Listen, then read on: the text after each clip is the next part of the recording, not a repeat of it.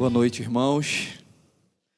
Obrigado a você que está me aguentando até essa noite, que está insistindo em permanecer aqui desde ontem, ou me ouvindo falar, me ouvindo compartilhar um pouco daquilo que Deus tem colocado no meu coração, que eu acredito que é algo que Ele queira falar à igreja. E eu queria, antes de começar a nossa reflexão dessa noite, eu queria apresentar minha família. Esse é o momento que a família do missionário mais gosta, né? Mas eu não posso deixar de apresentar minha esposa. Cris, fica de pé, meu amor. Ela adora isso quando eu faço isso.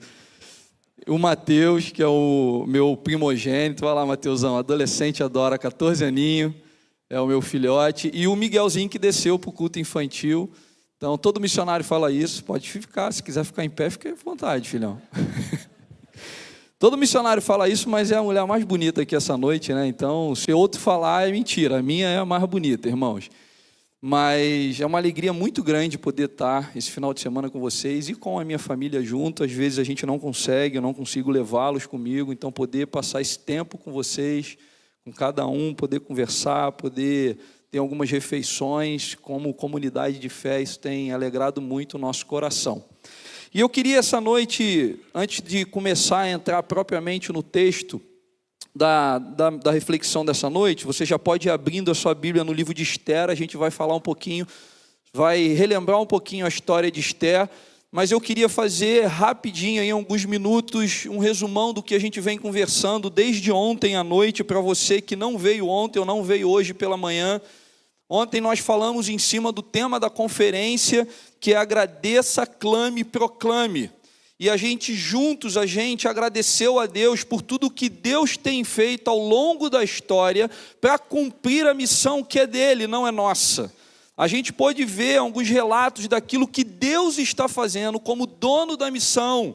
Pessoas no mundo inteiro, povos sem acesso ao Evangelho, sonhando com Jesus, sendo direcionado para os locais onde os missionários estão, para que os missionários possam pregar o Evangelho, lugares onde não existiam igreja e as igrejas estão nascendo e se multiplicando cada vez mais, muçulmanos se convertendo nos últimos 10 anos, mais do que em toda a história do cristianismo. Então a gente teve um tempo onde a gente pôde reconhecer e celebrar aquilo que Deus está fazendo junto com a sua igreja. Numa missão que é dele, não é nossa. Nós somos coadjuvantes nesse negócio. Nós somos cooperadores na sua missão. Mas a gente também pôde juntos olhar os desafios que nós ainda temos como igreja de Cristo no mundo e reconhecer que precisamos clamar mais ao Senhor da Seara que envie mais trabalhadores. A gente tomou conhecimento hoje que ainda existem mais de 7.000 povos não alcançados no mundo. E um povo não alcançado é um povo que tem menos de 2% de cristãos evangélicos na sua cultura. Uma igreja tão pequena, tão frágil, que não consegue se autopropagar e levar o evangelho a todos os seus. A gente também aprendeu que dentre esses 7.000 povos não alcançados, a gente tem pelo menos 3.100 povos considerados não engajados. Um povo não engajado é um povo que não tem igreja, não tem cristão, não tem a Bíblia, não tem um missionário, não tem nada. São povos sem acesso ao Evangelho. E desde ontem a gente tem falado muito numa frase de que necessidades espirituais há no mundo inteiro, mas acesso ao Evangelho não. E que esses mais de 3.100 povos não engajados, povos na mais completa escuridão, somados a esse grande grupo de 7.000 povos, são mais de 3 bilhões de pessoas na Terra que não conhecem a Cristo, que não tiveram a oportunidade de ouvir falar do Salvador das suas vidas, que não podem se reconciliar com Deus da missão, que não podem adorá-lo. E a gente ouviu um pouquinho que esses povos estão distribuídos no mundo tribal, são mais de 160 milhões de pessoas vivendo em contextos tribais, onde o Evangelho ainda não chegou. A gente falou do mundo hindu, a gente falou do mundo budista, a gente falou do mundo muçulmano. O maior grupo de povos não alcançados, mais de 1,3 bilhões de muçulmanos, que não têm acesso ao Evangelho. E a gente pôde se deparar com a pouca quantidade de obreiros que têm se colocado à disposição para pregar o Evangelho entre esses povos. Só na janela dos povos muçulmanos é uma proporção de 6 missionários para cada 1 milhão de muçulmanos. A gente pôde também conhecer um pouquinho a realidade do nosso Brasil. Porque sim, apesar de sermos uma nação, estarmos entre as 5 nações hoje que mais enviam missionários, nós ainda temos dentro do nosso país 7 segmentos considerados menos evangelizados.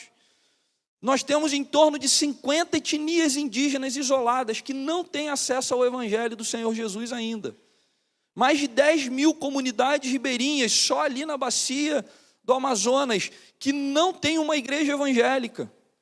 A gente está falando de 6 mil assentamentos sertanejos só no sertão brasileiro, que não tem um cristão ali naquele povoado. A gente está falando de 5 mil quilombolas reconhecidos pelo governo federal, pelo menos 2 mil quilombolas não têm igreja. A gente falou dos ciganos, mais de 1,2 milhões de ciganos, das 3 principais etnias que existem no Brasil, menos de 15 mil se declaram cristãos. A gente falou da realidade dos refugiados. Nós temos 100 nacionalidades representadas dentro do nosso país, das quais 27 são nacionalidades de países fechados ao Evangelho, como o Afeganistão, onde você não pode pregar o Evangelho. Nós temos famílias afegãs, muçulmanas, morando entre nós. Nós falamos também da realidade dos surdos, mais de 9 milhões de surdos, onde menos de 1% se declaram cristãos. Hoje pela manhã a gente falou um pouquinho sobre a missão de Deus, sobre o que Deus está fazendo, sobre o meu papel, sobre o seu papel. E essa noite eu queria convidar você a abrir no livro de Esther e a gente refletir um pouquinho sobre essa nossa responsabilidade dentro daquilo que o Senhor nos confiou. Eu vou passear um pouquinho no livro de Esther, eu vou me deter mais no capítulo 4, os versículos de 12 a 16, mas eu quero ler alguns pedaços do capítulo 1, 2 e 3, só para a gente poder se contextualizar aqui na história. Eu não sei quantos de vocês já estudaram o livro de Esther, é um livro muito interessante, se você ainda não estudou, estude. É aquele livro que você fala assim, se alguém não acreditava em Jesuscidência, o livro de Esther é esse livro, que prova que existe. A maneira como as coisas acontecem interligadas, as coincidências que acontecem ao longo da história, nos prova mais uma vez a existência de um Deus que tem governado toda a história. E lá no capítulo 1, ele vai narrar um pouquinho sobre o reinado do rei Xerxes. Um rei que já reinava em seu trono na cidadela de Suzã, e no 3º ano do seu reinado, deu um grande banquete a todos os nobres e oficiais. Estavam presentes os líderes militares da Pérsia e da Média, os príncipes e os nobres das províncias. Durante 180 dias, ele mostrou a enorme riqueza do seu reino e o esplendor e a glória da sua majestade. Terminados esses dias, o rei deu um banquete no jardim interno do palácio, de 7 dias, para todo o povo que estava na cidadela de Suzã, do mais rico ao mais pobre. Lá no versículo 8, por ordem real, cada convidado tinha permissão de beber o quanto desejasse, pois o rei tinha instruções a todos os mordomos do palácio que os servissem à vontade. Enquanto isso, a rainha Vasti também oferecia um banquete às mulheres no palácio do rei Xerxes, provavelmente numa outra parte do palácio. No 7º dia, quando o rei Xerxes já estava alegre por causa do vinho, ordenou aos seus 7 oficiais que o serviam para que trouxessem à sua presença a rainha Vasti, usando a coroa real. Ele queria mostrar aos seus súditos e aos nobres a beleza dela, pois ela era de fato muito bonita. Quando, porém, os oficiais transmitiram a ordem à rainha Vasti, esta se recusou a ir e ficou furiosa e indignada. O que está acontecendo aqui é um rei que já reinava durante muitos anos, e ele dá um grande banquete, num primeiro momento de mais de 6 dias de banquete para os seus nobres e oficiais, depois durante 7 dias, um banquete para o povo, dentro do pátio interno. Depois de 7 dias, todo mundo bebendo à vontade, E aí a palavra de Deus fala que ele já estava alegre. Eu falei, mas ele demorou a ficar alegre, né? Porque já estava comemorando já um tempão antes. Foi só no final dos 7 dias que ele estava alegre. Mas ele, talvez no auge da sua bebedeira, ele dá uma ordem um pouco inusitada. Ele manda os seus oficiais irem até outra parte do palácio e buscar a rainha Vasti e trouxesse ela com uma coroa, com a sua coroa, para que ele pudesse tirar uma onda com a galera que estava lá. Ele queria mostrar a beleza da rainha Vasti para todo mundo. E aí ele manda dar ordem, os oficiais vão lá buscar a rainha, chegam na presença da rainha, falam, olha, o rei está mandando você colocar a coroa, ficar bonitona e vir com a gente, porque ele quer te apresentar. E a rainha Vasti, ela contrariando a norma, ela diz, não vou. Já devia conhecer o marido, né? Essa altura, Xerxinho está totalmente bêbado, ele vai me fazer passar vergonha. Não, eu estou ocupado aqui também, estou dando um banquete para a mulherada aqui, não vou. E aí os oficiais voltam para dar notícia para o rei. Eu fico imaginando a cara desses oficiais, né? Porque assim, então, rei, você quer a boa ou a má notícia? A boa notícia é que ela continua muito bonita, mas a má notícia é que ela não vai vir, não. E aí o rei fica danado da vida, porque a rainha Vasti desobedeceu, isso aqui está no texto. Você depois pode ler, não sou eu que estou inventando. E aí chama os conselheiros dele e fala, o que eu faço agora? Resumindo a história, a ideia dos conselheiros é o seguinte, rei, e isso aqui é sensacional, gente, eu não sei se vocês vão perceber esse detalhe aqui, eu vou ler, senão vocês não vão acreditar em mim.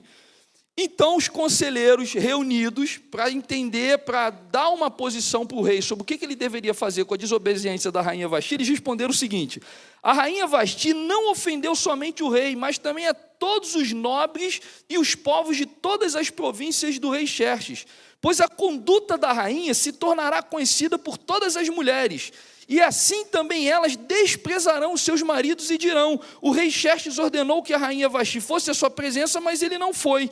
Hoje mesmo as mulheres persas e meadas da nobreza que ficarem sabendo do comportamento da rainha agirão da mesma maneira de todos os nobres do rei. Isso provocará um desrespeito e discórdia sem fim.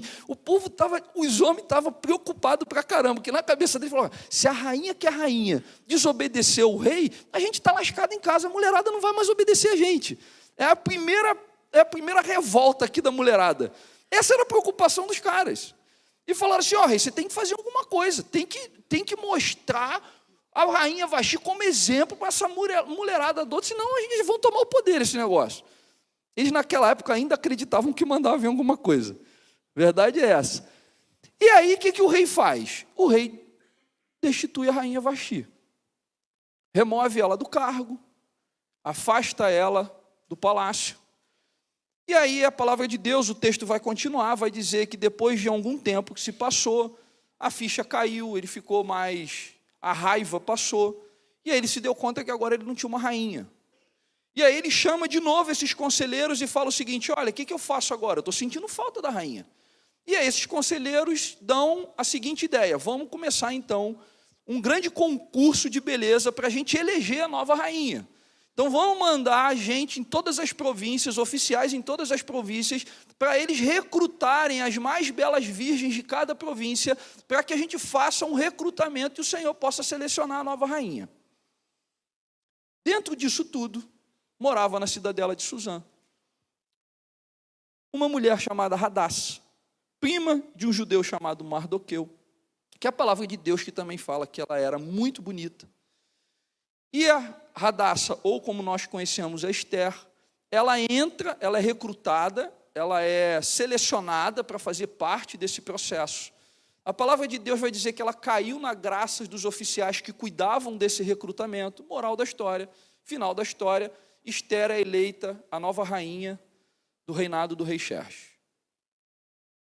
O seu primo Mardoqueu, a palavra de Deus vai dizer que ele ficava diariamente perto da entrada do palácio, perto do harém, para cuidar de Esther.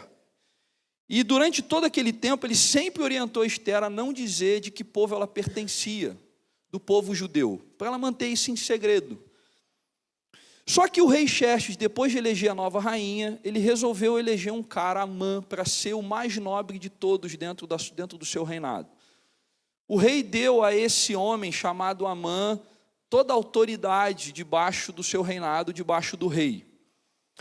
E todas as pessoas deveriam se curvar e se prostrar diante de Amã quando ele passasse por elas. Com o passar do tempo, os oficiais de Amã começaram a reparar que todas as vezes que ele passava por Mardoqueu, Mardoqueu não se curvava, nem se dobrava diante de Amã. Esses oficiais vão até Amã e falam, olha, tem um homem chamado Mardoqueu, e ele não se curva diante de você quando você passa. Os oficiais já tinham ido até Mardoqueu, já tinham falado com ele, olha, Amã está passando, ele é uma pessoa que o rei deu uma moral enorme, depois do rei, ele é um homem dentro do império, e você precisava se prostrar. E Mardoqueu falou assim, eu não vou me prostrar a ninguém, eu sirvo ao Deus, ao Senhor de todas as coisas, eu sou judeu, então eu não vou me dobrar diante de homem nenhum. Amã, quando fica sabendo disso, ele tira a prova, ele passa na frente de Mardoqueu, vê que Mardoqueu não se curva, ele é tomado por uma raiva e ele pensa o seguinte, não adianta eu matar só ele, eu tenho que matar o povo judeu. E ele começa a elaborar um plano para ele apresentar ao rei Xerxes, de exterminar de todo o reinado do rei Xerxes o povo judeu. Para Amã, todo o povo judeu deveria ser exterminado da face da terra. E ele vai até o rei Xerxes e ele fala o seguinte, olha rei, existe um povo misturado no meio do teu povo, do teu reinado, que não se curva diante do Senhor, que não obedece às suas regras, que eles têm rituais próprios, eles têm regras próprias, e esse povo está causando um tumulto no meio do teu povo. E pode ser que um dia ele se rebele contra o Senhor, mas eu, pensando nisso, já elaborei todo um plano para a gente exterminar esse povo da face da terra. E eu, inclusive, estou disposto a pagar para a gente executar esse plano. O rei Xerxes, como era de se esperar, falou, não, você não vai pagar por nada. Eu vou pagar com dinheiro do nosso reinado e você pode colocar esse plano em execução. Então, Naamã começa a elaborar esse plano.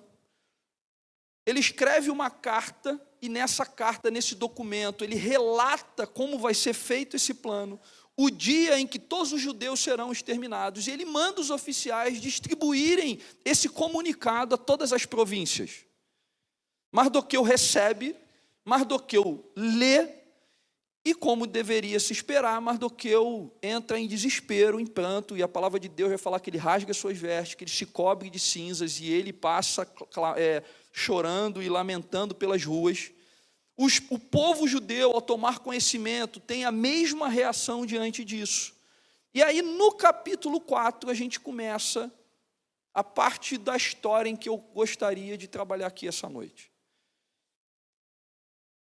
Alguns dos oficiais que cuidavam do harém e que estavam ali perto da rainha Ester, elas veem Mardoqueu no estado que ele estava. E eles vão até a rainha e falam, olha, o seu primo Mardoqueu, ele está nu, coberto de cinza, gritando no meio da rua, igual um desesperado. Ester, sem saber o que estava acontecendo, ela manda roupas para ele se vestir, e manda perguntar o que estava acontecendo. Então Mardoqueu, ele comunica aqueles oficiais e fala para eles, olha, fala para a rainha Ester o que está acontecendo. Amã convenceu o rei Xerxes de exterminar todo o nosso povo. Peça para ela ir à presença do rei e interceder pelo povo judeu. E aí aqueles oficiais vão até a rainha Ester. E eles relatam o que aconteceu, e eles relatam o pedido de Mardoqueu a Ester, para que ela intercedesse para o rei. Só que aí vem a primeira resposta de Ester. E a resposta de Ester é o seguinte, olha, fala para Mardoqueu que todo o povo sabe que existe uma lei, que se alguém chegar na presença do rei sem ter sido chamado por ele, essa pessoa pode ser morta. E eu não sou chamado à presença do rei há vários meses. Eu não posso ir lá assim do nada. E aí esses oficiais voltam para Mardoqueu e comunicam a ele a resposta de Ester. E é em cima desse momento que eu queria ler com vocês, a partir do versículo 12. Quando Mardoqueu recebeu a resposta de Ester, lá no versículo 12, mandou dizer-lhes o seguinte, não pense que pelo fato de estar no palácio do rei, você será a única entre os judeus que escapará. Pois se você ficar calada nesta hora, socorro e livramento surgirão de outra parte para os judeus, mas você e a família do seu pai morrerão. Quem sabe se não foi para um momento como este que você chegou à posição de rainha? Então Esther mandou a resposta a Mardoqueu: vá reunir todos os judeus que estão em Susã e jejuem em meu favor. Não comam nem bebam durante 3 dias e 3 noites, e eu e as minhas criadas jejuaremos com vocês. Depois disso irei ao rei, ainda que seja contra a lei, e se eu estiver que morrer, morrerei. Meus irmãos, eu queria essa noite trabalhar algumas coisas com vocês em cima dessa resposta de Esther, em cima da resposta de Mardoqueu para Esther. O versículo 12 vai dizer assim: não pense que pelo fato de estar no palácio do rei, você será a única entre os judeus que escapará. Quando eu leio esse texto da palavra de Deus, e quando, diante de tudo que a gente tem tido conhecimento sobre o desafio da tarefa inacabada, sobre o chamado de Deus ao seu povo que somos nós, a participar com Ele da missão que é dele, de reconciliar com Ele todas as coisas, o que eu e você precisamos entender, a primeira coisa é que a nossa omissão tem consequências independente de quem somos. Quando Mardoqueu ouve a resposta de Esther, a primeira reação dele é falar: você está pensando que você é quem? Não ache que pelo fato de você estar aí como rainha agora, que você vai se livrar. Porque vai ter consequências, a sua omissão vai ter consequências para você também. Você e a família do seu pai morrerão. A primeira coisa que eu e você precisamos entender é que a nossa omissão diante do chamado de Deus, diante do convite de Deus, de fazer parte daquilo que Ele está fazendo no mundo, tem consequências. Tem consequências não só para a história da humanidade, mas tem consequências para a sua vida. Não ache que pelo fato de você já ser salvo em Jesus Cristo, de você já ser discípulo de Jesus, que você está livre das consequências da sua desobediência. Embora seja um convite em que eu e você não temos a possibilidade de recusar. O Senhor nos criou para isso, com um propósito. Ele chamou você com um propósito, Ele te deu uma função, Ele te deu um papel dentro dessa grande missão. Não ache em você que pelo fato de você já conhecer a Jesus, de que a sua salvação está confirmada, de que você já está resolvido, porque se você morrer você vai passar a eternidade com Jesus. Não ache que a sua missão não trará consequências para você. E o que o Mardoqueu está lembrando a Esther naquele momento é: olha, quem você pensa que é? Quem você acha que é? Por algum momento você passou pela sua cabeça que pelo fato de você ser rainha, você vai se livrar disso. Não pense que pelo fato de estar no palácio do rei, você será a única entre os judeus que escapará. Eu queria passar para vocês alguns slides. Você pode passar aquele da... Pode passar. A gente falou muito dos desafios que a gente tem pela frente. E talvez, desde ontem, se você está acompanhando as mensagens desde ontem, você pode ter olhado e falar assim: caramba, a gente tem muita coisa a fazer. Será que a gente dá conta? Será que a nossa geração vai dar conta de terminar essa tarefa? Meus irmãos, Deus nunca nos daria algo que nós não tivéssemos condições de fazer. A grande verdade é que se nós reuníssemos todas as igrejas evangélicas do mundo, nós teríamos 600 igrejas para um povo não alcançado. A grande verdade, meu querido, é que pode passar, nós temos hoje 89 mil cristãos evangélicos para cada um povo não alcançado. Você está entendendo esses números? São 7 mil povos não alcançados. Se você estiver focando só nos 7 mil, você pode estar dizendo assim: caramba, é muita coisa. Mas se a gente pegar a quantidade de igrejas evangélicas espalhadas por todo o mundo, são 600 igrejas para um povo não alcançado. São 89 mil cristãos para um povo não alcançado. A gente está falando que a Igreja de Cristo no mundo hoje tem 3.000 vezes mais os recursos humanos necessários e 9.000 vezes mais os recursos financeiros necessários para concluir a grande comissão. Eu vou repetir. a gente tem 3.000 vezes mais os recursos humanos necessários e 9.000 vezes mais os recursos financeiros necessários para a gente cumprir a grande comissão. Se a gente fosse juntar toda a renda da igreja evangélica no mundo, a gente precisaria só de 3% da renda da igreja para cumprir a grande comissão. Não pense que pelo fato de você estar no palácio do rei, você se livrará. Meu querido, a sua omissão tem consequências para a sua vida. Viver em desobediência ao chamado de Deus para a sua vida trará consequências para você. Agora, Mardoqueu, de maneira muito sábio, ele continua e ele fala o seguinte: pois se você ficar calada nessa hora, socorro e livramento surgirão de outra parte para os judeus, mas você e a família do seu pai morrerão. O que Mardoqueu está dizendo para Esther aqui, a segunda coisa que eu quero frisar para vocês é que Deus não precisa de nós, Ele vai fazer com ou sem você. O que Mardoqueu está dizendo para Esther é o seguinte: olha, não ache que se você não se envolver, se você não cumprir o teu papel aí, que a gente vai morrer. Não, socorro e livramento vai vir de outra maneira para os judeus. O que eu e você precisamos entender é que Deus não precisa da gente. Ele vai cumprir a missão dele, está lá em Apocalipse. Ele está levando a história, ele está caminhando com o seu povo para o momento final, onde todos os povos da terra estarão de pé diante do trono, adorando o Cordeiro. Ele está indo para lá, com ou sem você.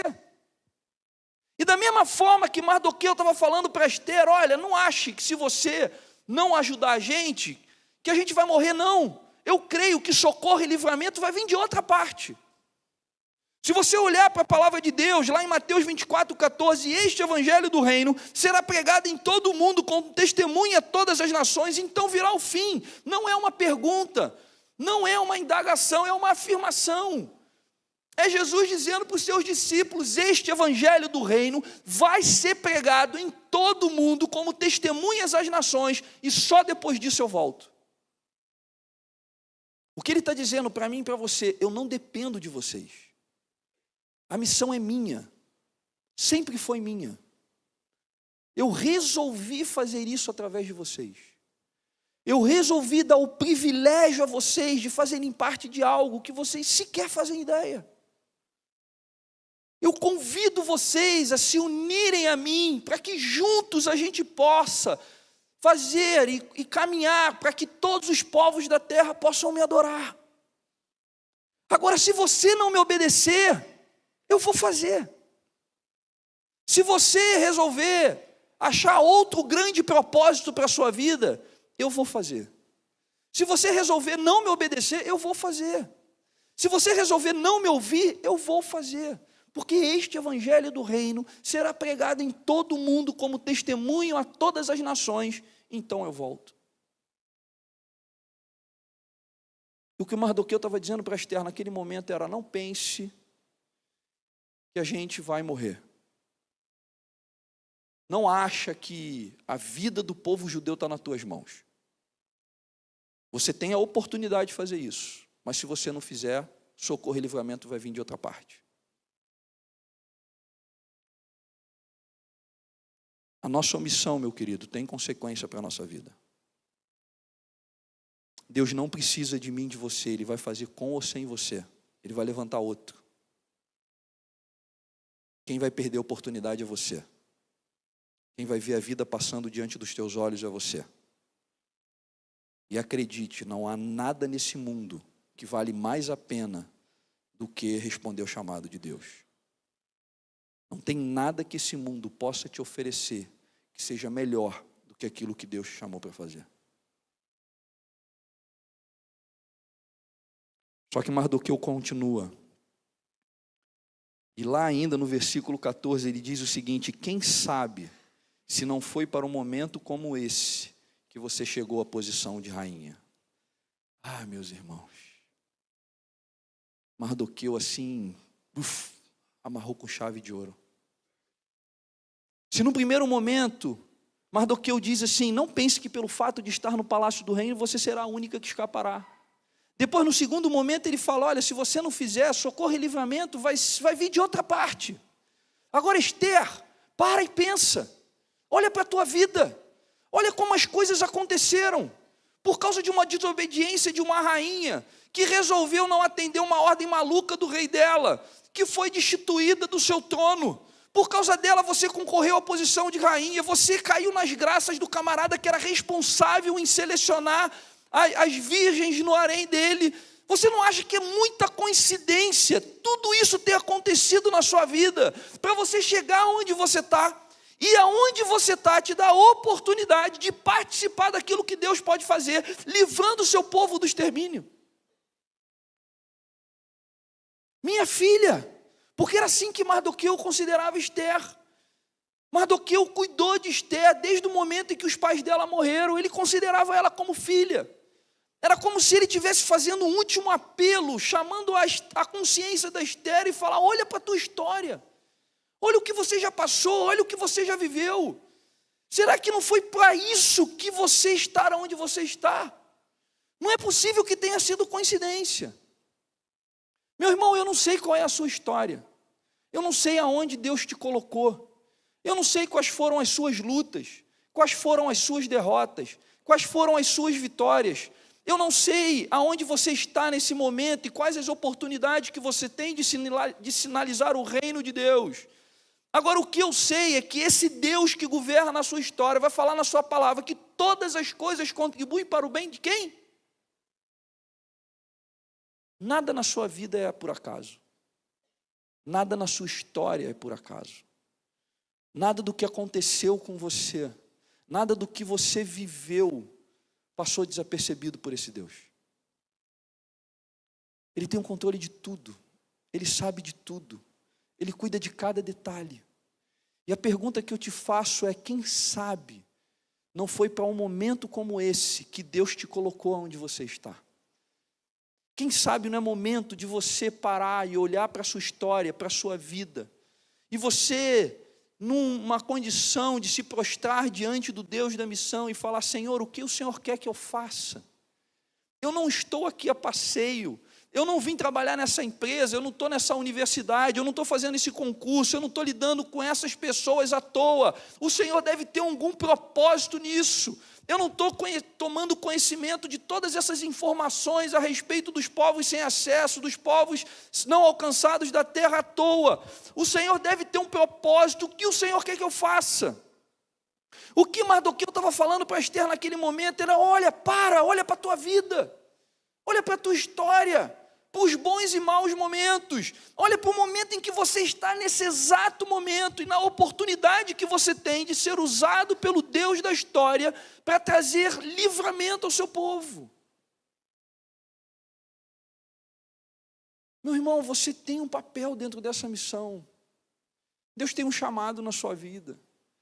Deus tem uma tarefa que ainda nós não terminamos.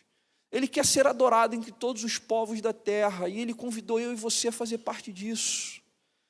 Quem sabe você não estar aonde você está, porque Deus te colocou ali com um propósito.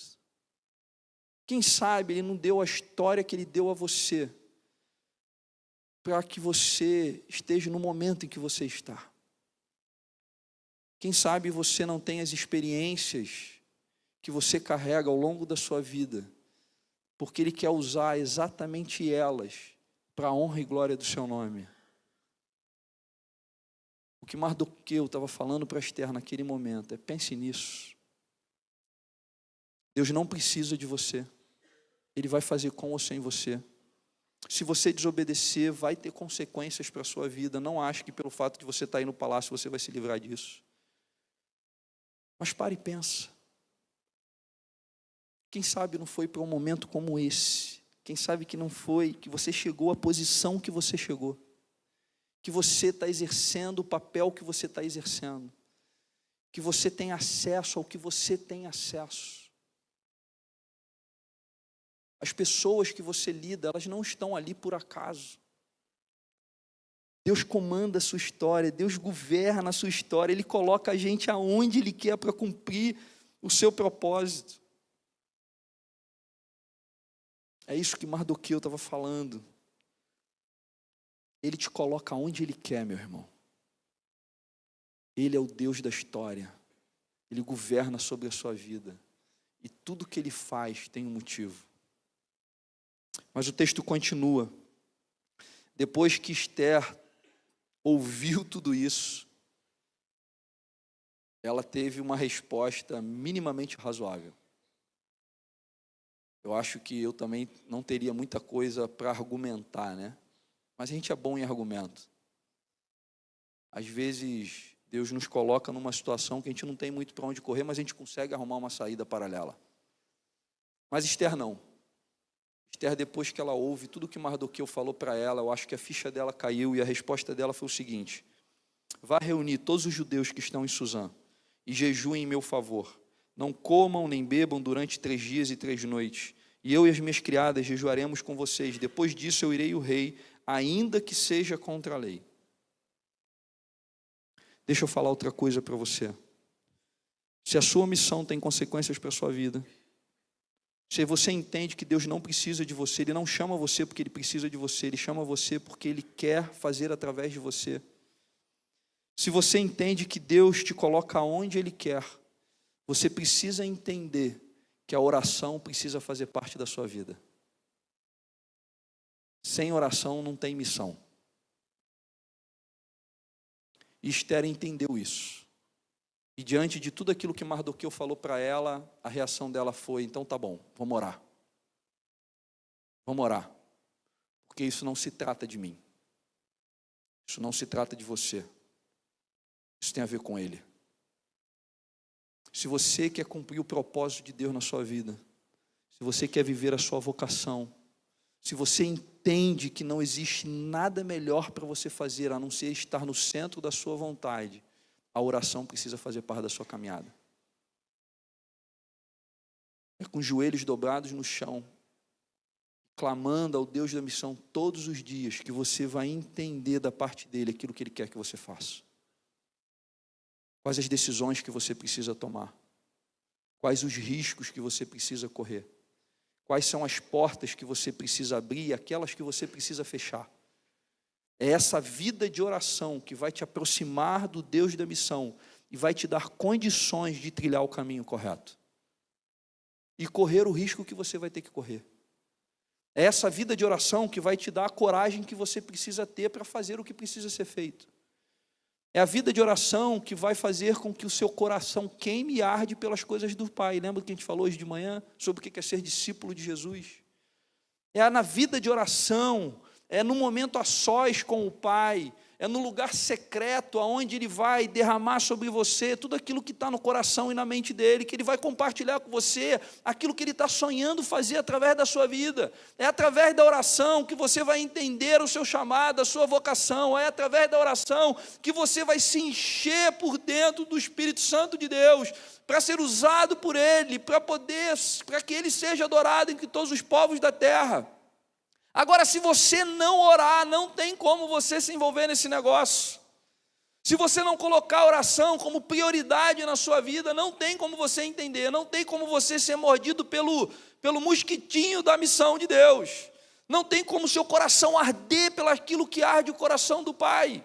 Provavelmente você vai ser mais um que vai ouvir tudo que você está ouvindo e você vai para casa e amanhã você já esqueceu tudo. É porque na vida de oração que você vai estar conectado com esse Deus, de tal forma que não faz mais nenhum sentido qualquer outra coisa, se não obedecê-lo. Agora, a última coisa que eu e você precisamos saber, e aí o texto continua. Ela fala: então reúne todo mundo, vamos orar, e eu vou na presença do rei. Mas no versículo 16, ela amarra com a seguinte frase: e se eu tiver que morrer, morrerei. O que mudou? A mesma Esther que num primeiro momento falou para Mardoqueu o seguinte: olha, não dá para eu ir lá. Tem uma lei que se alguém for na presença do rei sem ser convidado por ele, essa pessoa pode ser morta. Era a Esther medrosa. Era a Esther com medo de morrer. Essa mesma Esther agora está dizendo o seguinte: vamos orar, vamos jejuar, vamos clamar ao Deus do povo judeu. E eu vou. E eu vou consciente do risco que eu estou indo. É muito interessante porque essa frase, ela revela o mesmo sentimento, por exemplo, de Daniel e seus amigos. Quando você vai estudar o livro de Daniel, por várias vezes, Daniel e seus amigos falou: olha, eu creio num Deus que pode me livrar das covas dos leões, da cova dos leões, mas se Ele não me livrar, louvado seja Ele por isso. É o mesmo Deus que levou os amigos de Daniel, Sadraque, Mesaque e Abidnego, antes de entrarem na fornalha, dizer: olha, o Deus que eu sirvo, Ele tem poder para me livrar dessa fornalha. Mas se Ele não me livrar, tudo bem, a Ele seja dada a honra e a glória. O que importa é que eu cumpra o propósito dEle na minha vida. O que importa é que eu obedeça. A consequência disso, o resultado disso está nas mãos dEle. O que eu e você precisamos entender é que se queremos ser discípulos de Jesus, se queremos servi-lo na sua missão, a gente precisa estar disposto a se sacrificar. Lembra do texto da manhã? Quando o Senhor fala: qual é o maluco que vai construir um negócio e não vai planejar? Você precisa ter consciência disso. E naquele momento, Esther tinha consciência. Vamos orar, vamos jejuar, e eu vou. E se eu tiver que morrer, eu vou morrer. Simples assim. Se a oração faz parte da sua caminhada, a disposição para o sacrifício também precisa fazer. Como discípulo de Jesus, você precisa estar disposto a se sacrificar por Ele, custe o que custar. Como discípulo de Jesus, a gente precisa ter a coragem de se posicionar num mundo que quer acabar com a gente. Porque nós levamos a verdade e eles pregam a mentira. E se você não tiver a coragem de se posicionar e de falar a verdade, de falar quem você é, quem você serve, de não se dobrar aos ídolos dessa geração, você não vai ter a oportunidade de participar daquilo que Deus está fazendo no mundo. Agora, o que Deus tem chamado são homens e mulheres que estão dispostos a não se dobrarem aos ídolos dessa geração, a permanecerem em pé, mesmo que isso custe ser jogado na fornalha. A ir à presença do rei, mesmo que isso custe a sua vida. São desses discípulos que Deus tem chamado. São desses homens e mulheres que Deus tem chamado para fazer parte da sua missão. Homens e mulheres que sabem o preço, o custo que tem, mas que, por amor ao seu Deus, um amor acima de todas as outras coisas, estão dispostos a se sacrificarem por Ele. Se eu tiver que morrer, morrerei. E se você ler o resto do livro de Esther, você sabe o final dessa história. Esther não morreu. Ela foi à presença do rei. Amã, gente, é muito engraçado o que aconteceu com Amã.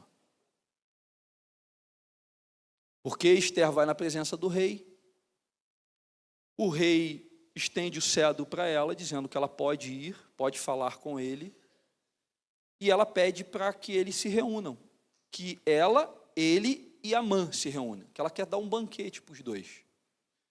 O rei vai falar com Amã: olha, a minha rainha quer um banquete com a gente. Amã fica, né? É alegria que só. Eu tenho tanta moral aqui dentro que até a rainha quer fazer um banquete para mim. E aí ele vai nesse banquete. Só que antes dele ir nesse banquete, ele chega em casa e fala com a sua família, com a sua esposa, fala: olha, a rainha Esther quer fazer um banquete para mim e para o rei. Olha que moral que eu tenho. Só que Mardoqueu ainda está me atazanando. Aí o que a família dele tem a ideia? Faz o seguinte, Amã: constrói uma forca na entrada do palácio e depois desse banquete aí, com todas essas honrarias que você vai receber, você enforca Amã ali, na frente de todo o povo. E aí Mardoqueu, feliz da vida, vai lá para o banquete. E aí eles estão lá no banquete, e aí o rei fala: o que você quer, Esther? E a Esther fala assim: olha, eu quero um segundo banquete, quero que vocês venham amanhã, e aí eu vou falar o que eu quero. E aí Amã volta para casa. Naquela noite, o rei Xerxes não consegue dormir, e aí ele chama alguns criados dele e fala: pega lá o livro das histórias do meu reinado e leem para mim alguma coisa. E aí os camaradas vão ler uma parte da história aonde relata um ato de Mardoqueu lá, assim quando Esther se tornou rainha. Mardoqueu estava lá parado do lado de fora do palácio, que ele sempre ficava ali perto para ver se estava tudo bem com a Esther, e ele ouviu 2 soldados planejarem um atentado contra o rei. E aí ele fala com Esther, a Esther avisa o rei, eles investigam, descobrem que os caras iam matar o rei, e aí o rei mata os 2 caras e é livre. E nunca morreu nisso. E aí nessa noite os caras leem esse relato, e aí o rei fala assim: o que a gente fez por esse homem? Por esse Mardoqueu aí, por ele ter me salvado da morte? A gente não fez nada. Ele ficou com aquilo na cabeça. No dia seguinte, quem aparece lá? Amã, feliz da vida, segundo encontro, segundo banquete, sentindo o rei da cocada preta. O rei vira para Amã e fala assim: Amã, o que você faria para alguém que o rei quer honrar? Qual a cabeça de Amã? O rei quer me honrar. E aí Amã criou todo um teatro. Não, você pega um cavalo, bota uma capa, bota um cedo, e alguém vai puxando aquele cavalo no meio do povo, e o povo vai dando glórias àquele cara e tal. Aí o rei vira para ele: cara, que ideia maravilhosa, faz o seguinte, pega Mardoqueu e faz isso. Aí Amã fica meio assim: cara, o que eu vou fazer? E aí ele volta para casa, conta para a esposa fala assim: cara, agora você se lascou. Só que ainda tem um banquete que você tem que ir. E aí ele vai para o banquete. Aí ele chega no banquete, e aí o rei está lá, ele está comendo, o rei comendo, e aí o rei fala: então, minha rainha, o que você quer? Ela: então, deixa eu falar uma coisa para você, rei. Esse camarada aqui está armando um plano para matar todo o meu povo. Aí eu fico imaginando a Amã comendo, engasgando na hora. Agora mesmo que me lascou. E aí o rei sai pau da vida assim da mesa e vai para uma sacadazinha. Nesse momento, Amã pensa o seguinte: eu vou implorar para a rainha Esther para ela me salvar. E ele cai em cima das pernas dela. O rei olha para trás, pensa que esse cara é mau, cara pilantra. Além de estar fazendo isso, ainda está atacando a minha rainha. E aí ele fica indignado: o que eu vou fazer? Aí nisso entra 2 soldados e fala: rei, tem uma forca lá fora. Conclusão da história: o povo judeu é salvo. Amã enforcado na própria forca. Você entende quem é esse Deus, meu irmão? Você tem consciência do que Ele está fazendo no mundo? Você tem consciência de como Ele conduz a história e que nada foge ao seu controle? Que Ele faz do jeito que Ele quer, da maneira que Ele quer, na hora que Ele quer, aonde Ele quer? Que é Ele que manda nisso aqui. Que o diabo pode tentar e vai continuar tentando, mas no fundo o diabo sabe que o tempo dele está chegando. Ele está levando a história para aquele grande momento. E o que ele mais faz comigo e com você é nos convidar a fazer parte disso. A te convidar a participar com ele do grande banquete. Daquele dia onde homens de todas as tribos e mulheres de todas as tribos, povos e raças estarão diante do trono, adorando o Cordeiro. Você vai estar no meio dessa galera. Você vai estar olhando etnias e você vai poder falar assim: eu participei, aquela etnia está aqui porque de alguma maneira Deus me usou, porque de alguma maneira eu mobilizei alguém, de alguma maneira eu fui até lá, ou de alguma maneira eu sustentei alguém para ir, e eu fiz parte disso. E Deus vai poder chegar no grande dia e falar para você o seguinte: olha, cumpri o propósito que eu te dei na terra. Venha, meu amado, venha, meu filho amado.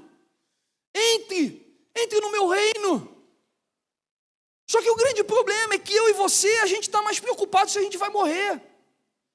A gente está preocupado se a gente vai ficar bem na presença do rei.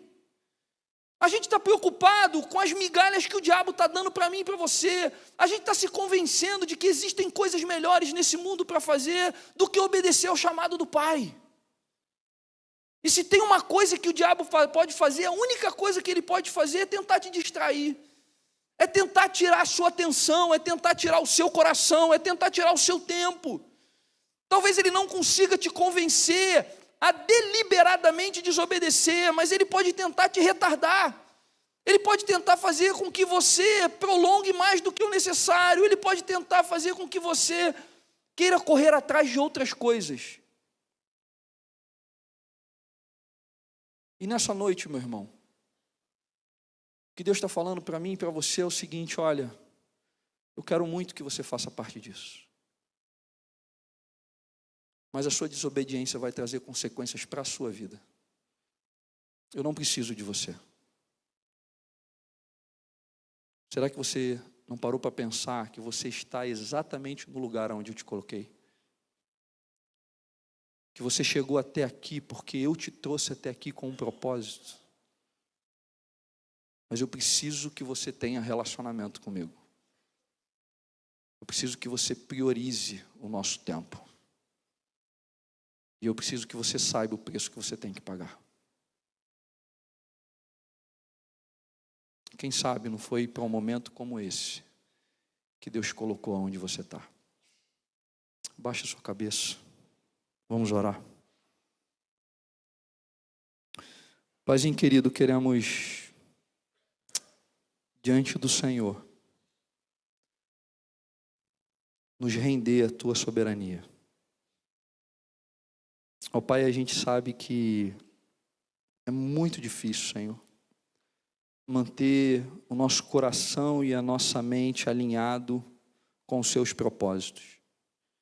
O Senhor sabe, ó Pai, o quão fracos nós somos, o quão miseráveis nós somos, que até para te servir a gente precisa da sua ajuda. Mas, ó Pai, a gente entende o que está em jogo. A gente entende que talvez a gente esteja bem fora daquilo que o Senhor sonhou para nós. Talvez a gente não tenha força de tomar as decisões que precisam ser tomadas. Mas a gente quer pedir ao Senhor que o Senhor nos dê essa coragem. Que o Senhor encha o nosso coração, que faça com que ele volte a pulsar pelas suas coisas. Pai, não deixe a gente de fora daquilo que o Senhor está fazendo no mundo. Não nos deixe gastar uma vida fútil, abrindo potes de geleia, no meio de tanta dor e tanto sofrimento que está diante de nós. Mas que a gente possa, em obediência ao seu chamado, viver uma vida com sentido, com significado e com propósito, cumprindo o seu chamado na nossa vida, participando daquilo que o Senhor está fazendo. Pai, tenha misericórdia de nós. Não nos deixe abrir mão disso, Senhor. Não nos deixe se encantar com as migalhas que o diabo tem nos oferecido. Não nos deixe abrir mão disso, Senhor. Em nome de Jesus. Em nome de Jesus. Amém, Senhor.